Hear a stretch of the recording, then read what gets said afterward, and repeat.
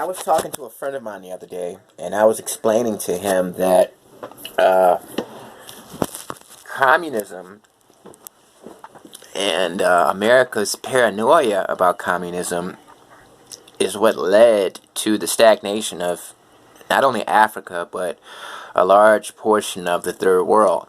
Mind you, historically speaking, the original definition of first world was countries aligned with America. Second world meant countries aligned with Russia. Third world meant countries that weren't aligned with either one. You can say that these countries were neutral. Okay? So, throughout the majority of the 20th century, most countries had to pick a side.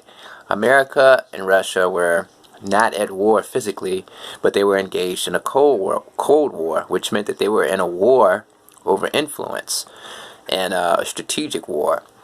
And everybody else in the world, every other country, had to pick a side. And if a particular country showed loyalty to one over the other, then the other country would get upset with that country and do everything that they could to destabilize them. For example, when the African countries began to obtain their freedom in the 60s, they basically were put on the spot. They had to pick a side. Either they were going to be aligned with Russia, or they were going to be aligned with America, or they were going to try their best to be in the difficult position of maintaining neutrality. Okay, if a let's talk about the Congo, for example.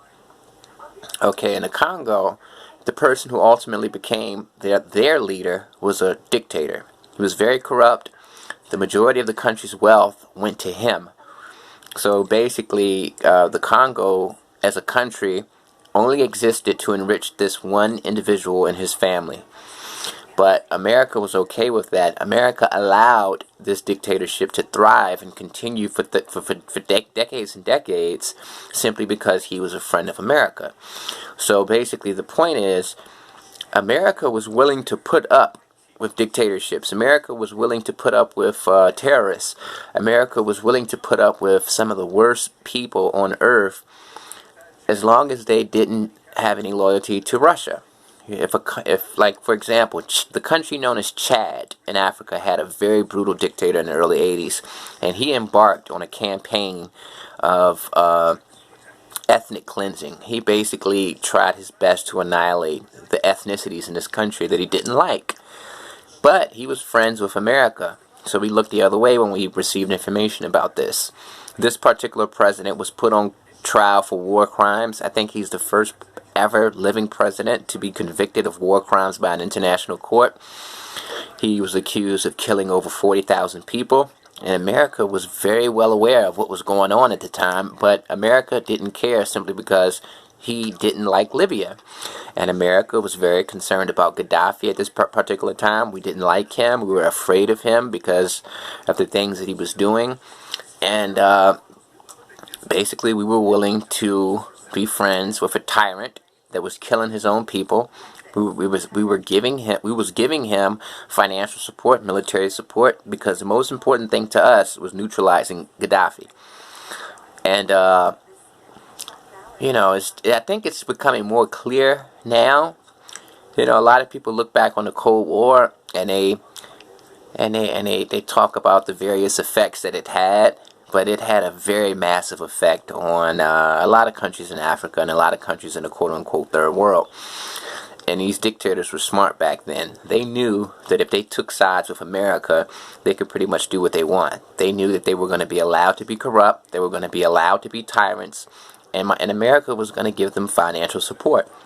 And whenever the CIA or the National Intelligence Agencies received information about these dictators being brutal to their people or breaking international laws or committing crimes against humanity, America looked the other way, because the most important thing to us at that particular time was having an ally in that particular part of the world that was against Russia. And believe me, if a country decided to be loyal to Russia, we would try our best to eliminate the leader of that country and install someone who was friendly to America. It happened in Iran. We installed the Shah of Iran simply because he was a friend of the West, and we planned a coup to get rid of their democratically elected leader. We took out the first president of Congo. And we worked together with Belgium to assassinate him, simply because we had received intelligence that he was reaching out to the Russians for support. And the Russians did it too. The Russians, during their war with Afghanistan, they killed the president of Afghanistan because they thought that he was being unloyal to them.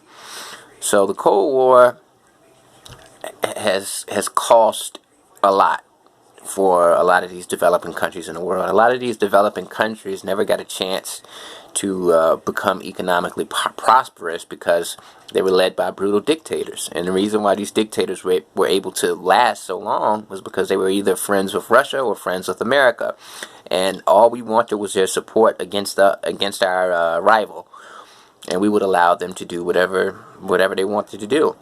And as soon as the Cold War ended, America literally pulled their support from all of these dictators. Like the guy who was running the Congo, he was about to be overthrown by his own people, and he reached out to America. He told America, hey, after all the things that I've done for you, all throughout the Cold War, I've supported America over Russia, and you guys are going to abandon me? And America said, yes, we are going to abandon you because we don't need you anymore, because the Soviet Union is no longer in existence anymore.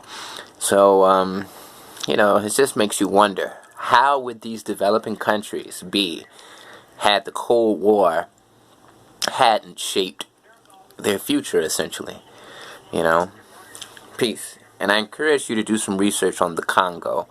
Patrice Lumumba was their first president. He was a young guy in his 30s, and he was assassinated by America and Belgian forces because we wanted to support a candidate who was going to be completely loyal to America. And at that particular time in history, in the 60s, when these new African countries were becoming free, a lot of their young leadership was interested in principles of socialism and communism, because their experience of capitalism was colored by slavery and colonialism. So they looked at capitalism as a bad thing.